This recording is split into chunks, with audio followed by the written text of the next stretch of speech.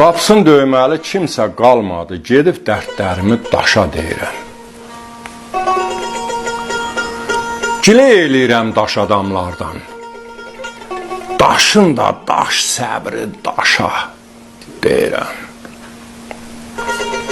Hələ ah çəkirəm, aman yerim var. Damım zədəlidir, daman yerim var. Dağın o üzündə güman yerim var. Karvanım bu dağdan aşa deyirəm. Olanlar daşdaşır, bütdəşir, gedir. Soyunur libasın, lütdəşir, gedir. Qafalar keyir, kütdəşir, gedir. Batmır dediklərim başa deyirəm. Daha qənşərimə gəlmir kəmindi. Bu yaşda neynəsin ömrü kəmindi?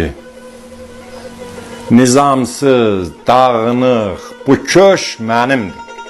Apara bilseydim başa deyirəm. Aç önlü quvarlım, dili gileylim. İndi hara çəkir səni bu meylin? Ömür ürəyincə olmadı, neylim? Əl özət, bir də hər yaşa deyirəm.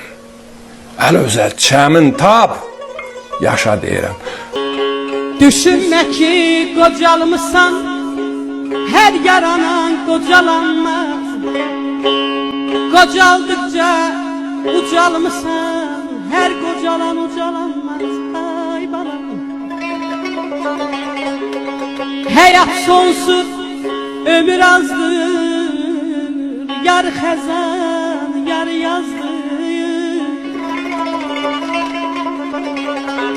Həyat sonsuz, ömür azdır, yar xəzan, yar yazdır. Qoca dünya sehirbazdır, gələm ondan söz alanmaz.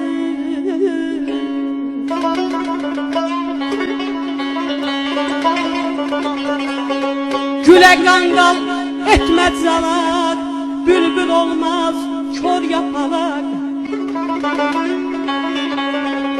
Saç ağardı demə nahar, alçaq dağda qarqalanmaz.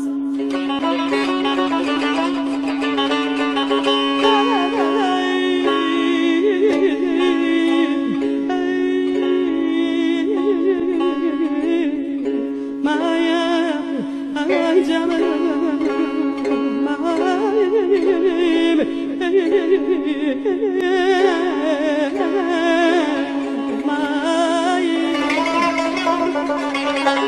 torpaq doymur, gözü açdır, ağıl başa qızıl tacdır.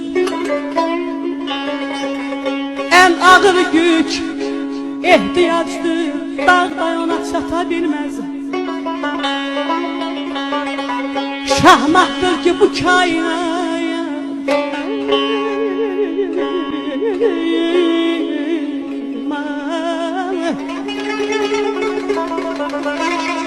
şahmatdır ki bu kainat, şahlar qalıb bu işamat.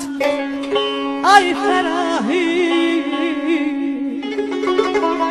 ay Ferahi, ömür həyat zirvəsinə yel çatanmaz. Aman aman aman ay,